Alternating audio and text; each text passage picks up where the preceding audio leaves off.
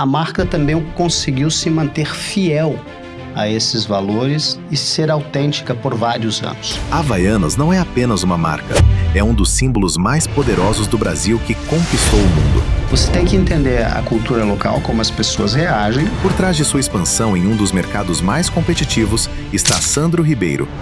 Como presidente de Havaianas North America, lidera o crescimento de uma marca presente em mais de 150 países, que vende milhões de pares todos os anos e conseguiu ir além do produto para se tornar um ícone cultural. Eu confesso que, às vezes, no meio dessa jornada, eu me questionei se ainda se a gente queria, né? Sou Santiago Naranjo, apaixonado por negócios e Chief Revenue Officer na Vitex.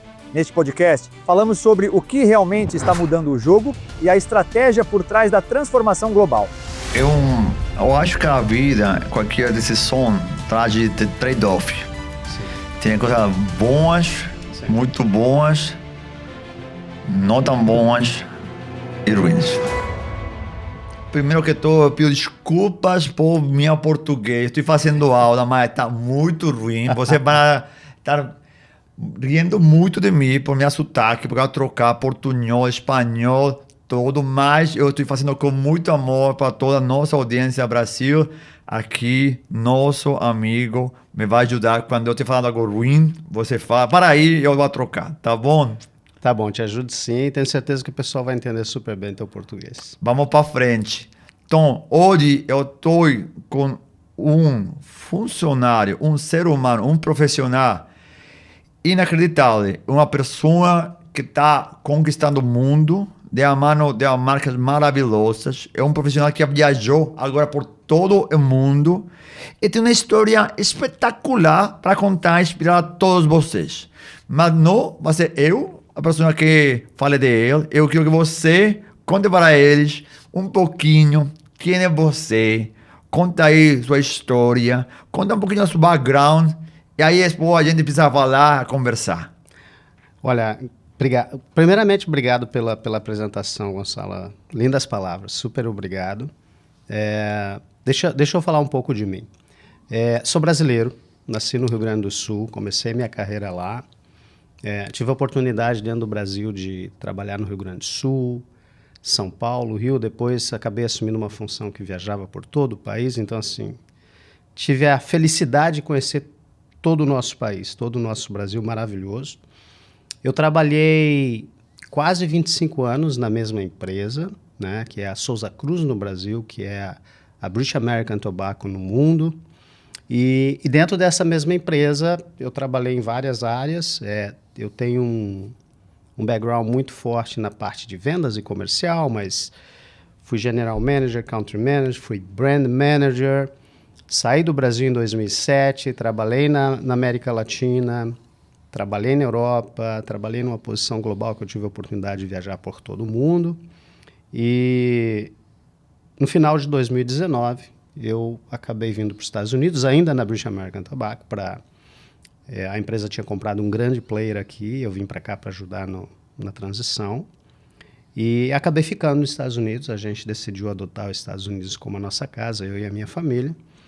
E depois de algum tempo eu saí da British American Tobacco e tive a felicidade de me reconectar com o Brasil.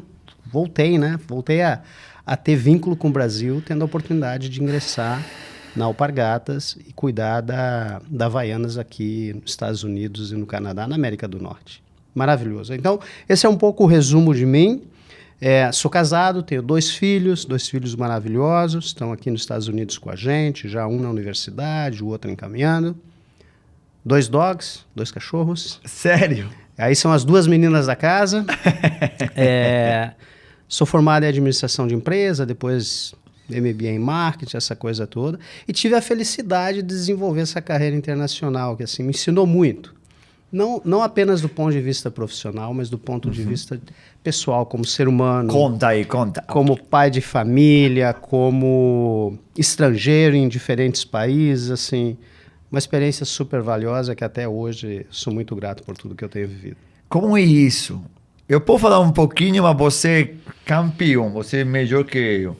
Como é desenvolver uma carreira profissional viajando por todo mundo, trabalhando em muitos lugares do mundo e manter uma família tão linda, tão bonita como a sua família. Como você consegue fazer isso, manter esse bom equilíbrio de ser um bom pai, ter uma família espetacular e uma carreira espetacular? Isso não é fácil, você fez isso, você está fazendo. Pode dar aí umas dicas para todos profissionais que imaginam e sonham com isso? Eu acho que a primeira dica é você olhar para dentro de si próprio e saber se você realmente gosta de mudança, né? Se você não gosta de mudança, se você não quer mudar, se você não gosta de ter que se adaptar, de não estar sempre no mesmo lugar, ou se ao contrário, você gosta de mudança, você gosta de conhecer coisas novas, você não tem problema com a mobilidade, seja ela interna dentro do país ou internacional. Então, acho que a primeira coisa é se autoconhecer. Você tem que se autoconhecer para saber se realmente você quer embarcar nessa jornada. A segunda coisa, e talvez até a mais importante, é você ter um acordo familiar para isso. Né? Então, no meu caso, antes da gente sair do Brasil, eu e minha esposa tínhamos uma carreira, ela também trabalhava numa grande corporação. E aí veio a oportunidade de eu sair do Brasil pela primeira vez e a gente teve uma conversa. E ela esteve disposta a abraçar essa causa e falar, não, vamos apostar na sua carreira internacional, eu vou te acompanhar. Eu também quero viver essas experiências, eu vou me adaptar. Então, assim, só deu certo como família, porque a minha esposa decidiu abraçar essa jornada junto comigo, né? E no caso dela, ela abriu a mão na carreira dela corporativa. Depois ela passou a fazer outras coisas para ela mesma, que hoje em dia ela é super feliz fazendo isso também. E a família, a gente sempre conversou com as crianças, né? Desde que eles começaram a entender um pouco mais essas mudanças, a gente explicou muito para eles até que momento a gente ia viver um pouco isso, e os benefícios e os desafios. Então, assim, teve sempre muita conversa familiar. Eu acho que a gente foi aprendendo a ter muita paciência como família um com o outro, porque uma mudança não é forte, né? Eu sempre brinco que o mais fácil era para mim, porque eu chegava no dia 1 e começava a trabalhar e era automático. E a minha esposa tinha que fazer novos amigos, e os meus filhos tinham que entrar numa nova escola. Todos tínhamos que aprender. A gente viveu na América Latina e aprendemos o espanhol, né, para se comunicar com as pessoas locais. Vivemos na Inglaterra, então o inglês como a principal língua, a adaptação a clima, adaptação à comida, adaptação à cultura. Então, eu acho que primeiro é você, voltando ao ponto inicial, você realmente querer isso. E no caso de quem faz isso com uma família, tem um acordo familiar. Não dá para alguém não ir por inteiro. Não funciona. Não funciona. Não funciona. Bom, muito valiente. Sim. Sim. Eu confesso, e assim, eu acho que isso é importante a gente ser transparente, eu confesso que, às vezes, no meio dessa jornada, eu me questionei se ainda se a gente queria, né? Porque a gente vem numa frequência de, agora menos, mas vinha numa frequência de a cada 2, 3 anos em um país diferente. Então, realmente é um período... É muito bom quando você chega e você se adapta e conhece pessoas, se conecta, mas a saída depois daquele país, às vezes, é um pouco triste, porque você deixa amigos, você deixa contatos, existe uma carga burocrática de... Imagina, desde abrir uma conta num banco, fechar a conta num banco, ter um novo cartão de crédito, um novo endereço, uma nova casa, uma nova escola, depois você abre tudo aquilo, depois você tem que fechar tudo aquilo quando você sai. Então, realmente, eu já vi pessoas que desistiram na jornada, falaram, não é para mim, e não tem nada errado com isso. Nada errado, bem pelo contrário.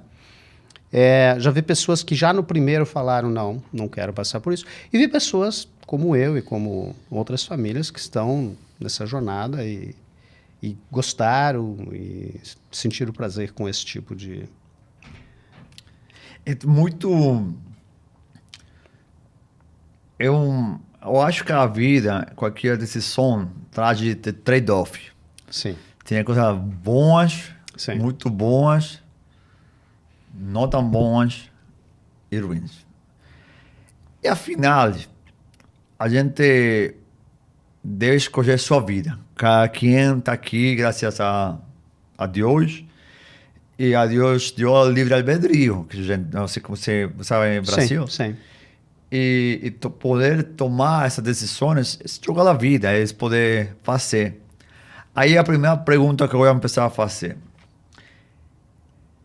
Você, como acha que as pessoas fora do Brasil pensam dos brasileiros?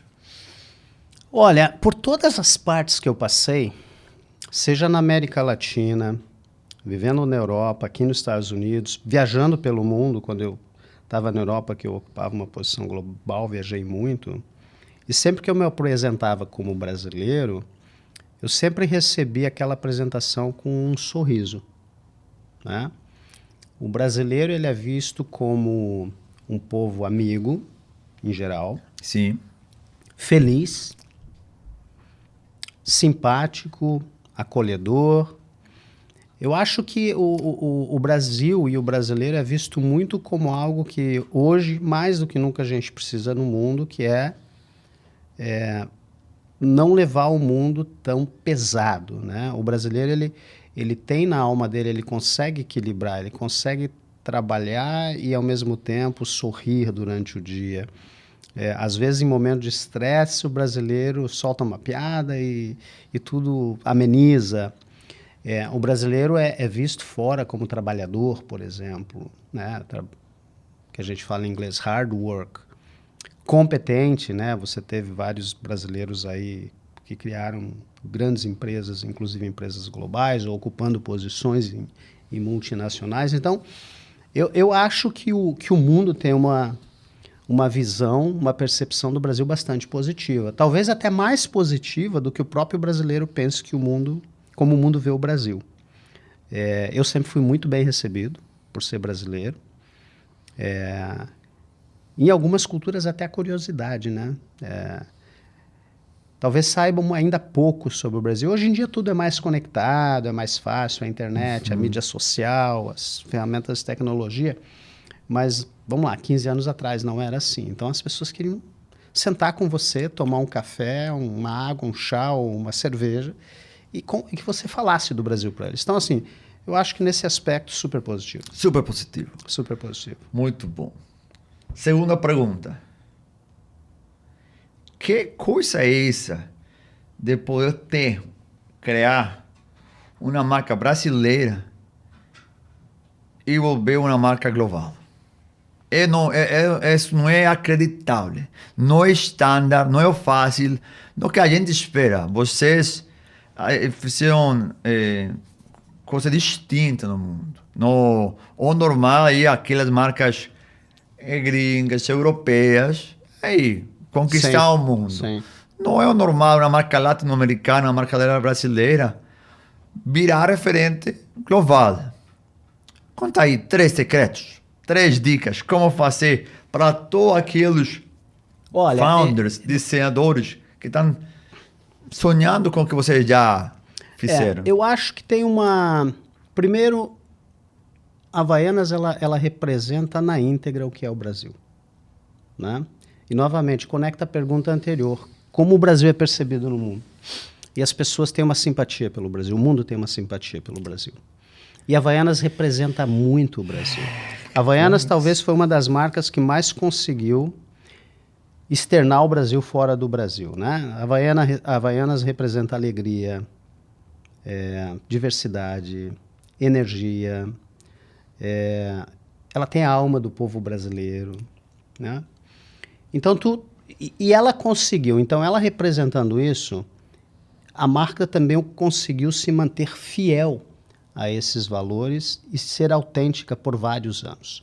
Eu acho que aí é algo que a gente aprende muito fazendo gestão de negócio, gestão de marca, que a autenticidade, a genuidade é extremamente importante. Não dá para você tentar ser um pouco de cada coisa ou ir contra as suas raízes. E a Havaianas, pelo contrário, ela abraçou as raízes brasileiras e externou isso para o mundo inteiro, né? Aquele momento de você colocar um chinelo e relaxar, que é muito a nossa cultura brasileira. Eu acho que o mundo hoje precisa muito disso, de relaxar, de desconectar. Sim. Então, eu acho que tem um fator de ela representar o Brasil, tem um fator de ela ter se mantida genuína, autêntica, nunca ter fugido dessa rota. E, claro, tem a excelência de gestão de todo o Grupo Alpargatas e de todos que cuidam da marca, de conseguir colocar essa marca. Nós estamos presentes em 130 países, né? É fantástico, é uma marca realmente global. Realmente global, né? Nós temos a gente fala um nível de visibilidade, awareness e reconhecimento global fantástico. Então, acho que tudo isso ajudou, né? Vindo dos valores, muita coisa conectada com a cultura brasileira, manter a autenticidade, a genuinidade e ter feito um trabalho de expansão internacional muito inteligente, muito focado e presente hoje em 130 países. Espetacular. Maravilhoso. Espetacular. Maravilhoso. Não, é um caso de sucesso. É um caso de sucesso e eu acho que daqui só para melhor. Eu acho que ainda tem espaço global para a gente crescer mais como marca internacional no Brasil. Eu quando eu explico Havaianas para alguém de fora do Brasil, eu falo, olha, pensa não exatamente no perfil da marca, mas pensa na Coca-Cola. Todo mundo toma. No Brasil, todo mundo usa. E vai por aí. E ainda temos muito espaço para conquistar internacional, mas temos uma presença total em 130 países, que é maravilhoso. Espetacular, espetacular. Aí, eu gostaria de entender, não sei se falar essa palavra, entender? Entender, sim. Entender. Qual é o estilo de liderança que você precisa para poder liderar uma marca global, abraçar o mundo, mas não perder a raiz brasileira? Sim. Abraçar trabalhador multicultural, muitas línguas, sim, muitas culturas. Você fala uma coisa, uma língua, e você fez o pi para outra pessoa assim quer, claro. Porque elas têm diferentes culturas, diferentes interpretações, diferentes formas de falar. Como é você poder ser um líder e inspirar a todos os funcionários que dão trabalho forte para fazer acontecer? Fantástico. Olha, eu sempre digo que, primeiro, e eu tento explicar isso e reforçar isso para a minha equipe aqui nos Estados Unidos, né? Porque eu tenho uma equipe aqui que a maioria são americanos, não são necessariamente brasileiros. E eu acho que o primeiro passo é reforçar que nós não vamos mudar o DNA da marca atuando nos Estados Unidos, né? Você não muda o DNA da marca, mas você adapta a execução. Então, acho que esse é o primeiro entendimento, e eu falo para eles, temos que manter a integridade da marca, mas sim, os Estados Unidos não é Brasil, temos que adaptar a execução. Então, o marketing tem que ser localizado, a mensagem, o portfólio, ele é um pouco mais customizado, nós selecionamos o portfólio que atende mais o perfil de quem compra o chinelo nos Estados Unidos, apesar que a Havaianas vende muito bem o que a gente chama de core, mas a gente seleciona e segmenta esse portfólio pelas necessidades dos consumidores americanos. A estratégia de preço leva em consideração a concorrência no mercado e toda a estratégia e execução de distribuição leva em consideração os canais de distribuição americanos, que são diferentes dos canais brasileiros, né? Então, assim, acho que esse é um pouco o segredo. Você não muda o DNA da marca, você, ao contrário, você reforça e você adapta a execução. E tem um trabalho muito de conversa com a equipe daqui, local, né? Então, eles têm que entender mais o Brasil. E eu faço um pouco essa ponte com o Brasil e eles conversam muito com o Brasil. Quanto mais eles entenderem o Brasil, mais eles vão entender as Havaianas. E o meu papel é ser essa ponte, né? Eu tenho o privilégio de ser brasileiro, de entender o Brasil, de ter nascido no Brasil, vivi no Brasil há muitos anos. E hoje em dia eu tenho o privilégio de entender o mercado americano. Então eu faço essa ponte.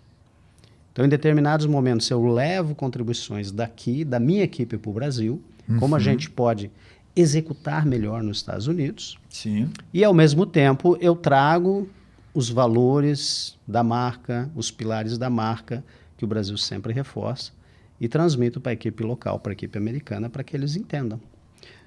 É um jogo interessante, é um jogo bem interessante. É um jogo, e o mais interessante é que esse jogo é o mais importante. Exato. Porque a gente acha que a companhia é produto, é serviço, a companhia são as pessoas. 100%. 100%. Porque as pessoas são as que fazem acontecer. 100%. São as que fazem o produto, são as que fazem a venda. E aí tem um detalhe importante, né? A forma de liderar, outra vez, em qualquer país do mundo, em qualquer cultura, as coisas acontecem através das pessoas. Então, mas a forma de liderar é um pouco diferente, né? Por exemplo, o americano é muito direto, muito mais direto que o brasileiro, né? Por natureza. Então, você tem que ser curto e direto. Curto e direito. Na mensagem para o americano. A gente costuma brincar, não dá para contar um conto para o americano. Ele não vai ter essa paciência, ele vai se perder. O americano é muito processual, muito... Não entender, não é que não queira, que não queira, entende. não vai entender. Então você tem que entender a cultura local, como as pessoas reagem, para você se adaptar a esse estilo de liderança. Então aqui eu tenho que ser muito mais direto.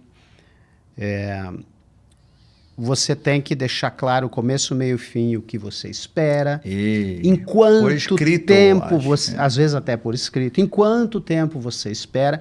Então, assim, tem que ter um acordo muito claro e transparente e direto daquilo que tem que ser feito e como tem que ser feito. A partir do momento que você tem aquele acordo, o bom do mercado americano é que as pessoas vão assumir a responsabilidade e elas vão executar e normalmente executam muito bem, são muito produtivas e tal. E tem aquela parte que não é tão processual, tão estruturada, que novamente eles aprenderam um pouco da cultura brasileira, né? Então eu procuro trabalhar nessas várias dimensões. Trazer um pouco mais o Brasil para eles, adaptar minha linguagem e estilo de liderança para a característica local, não mudar a autenticidade da marca, mas adaptar a execução.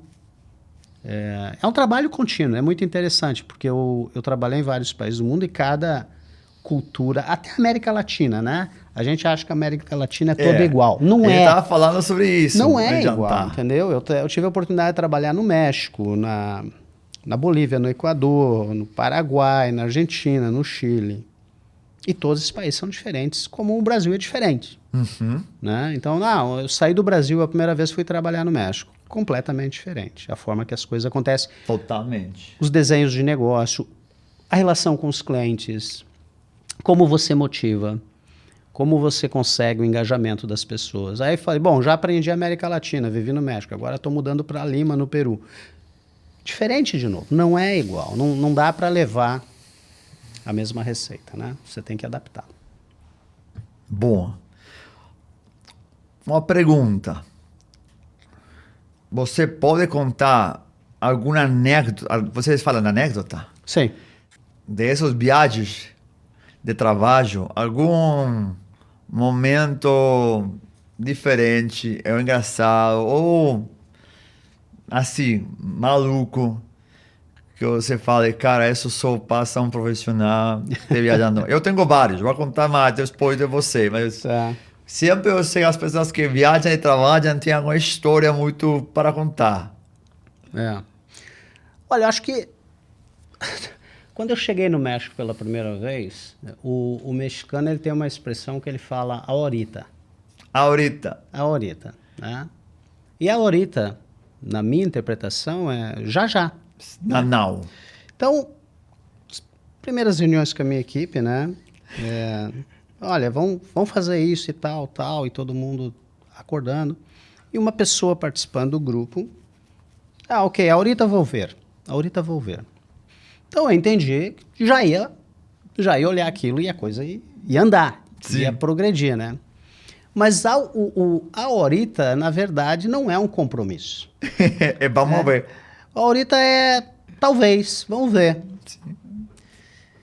E eu saí daquela reunião super positivo, e aí fui comentar com um colega meu, não, todo mundo se comprometeu, e o fulano falou ahorita, então já vai fazer. Ele falou, não. Ele não está comprometido com você, não. Eu falei, como não? Ele falou, ahorita. Ahorita não é já? Ele falou, Sandro, ahorita não é, acho que é um dia talvez. E aí eu falei, bom, vamos lá. É o exemplo de aprender a cultura. Fiquei esperando. Aí depois voltei para ele e falei, nada de ahorita, vamos conversar. Agora. É agora, eu preciso disso agora. Todo mundo se comprometeu para fazer já, você tem também. Mas enfim, ainda bem que o meu colega me ajudou, né? Ajudou. E esse anel tá bem bacana. Cara, você quer perguntar alguma coisa para mim? Eu gostaria. Eu sei que vocês estão expandindo internacional. É super bacana isso, né? Sim. E eu acho que assim, o que eu vivi e vivo de desafios internacionais pode ser de alguma forma parecido com o que vocês vivem. Onde está a principal dificuldade de expansão internacional hoje? O que mais te tira o sono? O que mais me tira sono para mim não é a tecnologia, sabe? Tá. É como a gente é uma companhia de vendas B2B. Sim. É pessoas que vendem a pessoas. Como eu logro poder escalar global sem ter a necessidade de contratar 50 funcionários em cada país? Excelente reflexão. E aí, ainda outro problema sobre isso é que se eu acho que eu não tenho que contratar 50, mas tenho que contratar 5, eu ainda tenho um cultural challenge gigantesco de ter que manejar 100 culturas, 100 formas de ver o mundo distinto. E esse é um challenge 10 vezes mais que inteligência artificial. Sim. Porque cada pessoa é seu mundo, cada pessoa tem a sua realidade, cada pessoa tem seus motivos, suas opiniões. E como manter uma cultura, como manter uma visão, como manter um grupo de trabalho unificado quando são 150 realidades distintas. A mim isso me quita sono. Agora a gente está em 43 países. Uhum. Eu não estou como vocês em 150. Mas eu sei, por exemplo, para eu ser uma companhia gigantesca na Alemanha, eu tenho que ter um grupo forte de alemães. Sim. Mas eu sei que, por natureza, nós é o mesmo time de franceses. O francês Baquet tem esse time de franceses forte, foda, energético. Exatamente. São.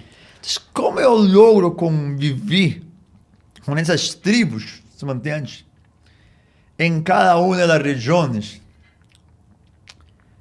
Mas eu escalo sem perder cultura, eu escalo com uma viabilidade financeira, mas eu sei que eu também preciso desse network local para poder passar confiança aos compradores. O comprador quer ver olho no olho, quer falar em alemão, quer falar em italiano, quer falar em chinês. Isso. Eu não posso mandar um mexicano vender um alemão, um brasileiro vender um colombiano. A gente tem que falar a mesma língua. Pelo menos o país não importa tanto, mas a língua importa. Quando você está tomando uma decisão de 4, 5 milhões de dólares, importa. Você não quer ter problema de língua. Exatamente. Você já tem muitos outros problemas, não quer ter um problema de língua. Não de comunicação. Exatamente. Não de comunicação, não pode. Isso, para mim, hoje, me quita sonho. Mas você opera muito com times locais. Eu acho que isso é inteligente, porque Essa é uma outra coisa que eu vivi muito, né, nos países, e aqui nos Estados Unidos também não é diferente.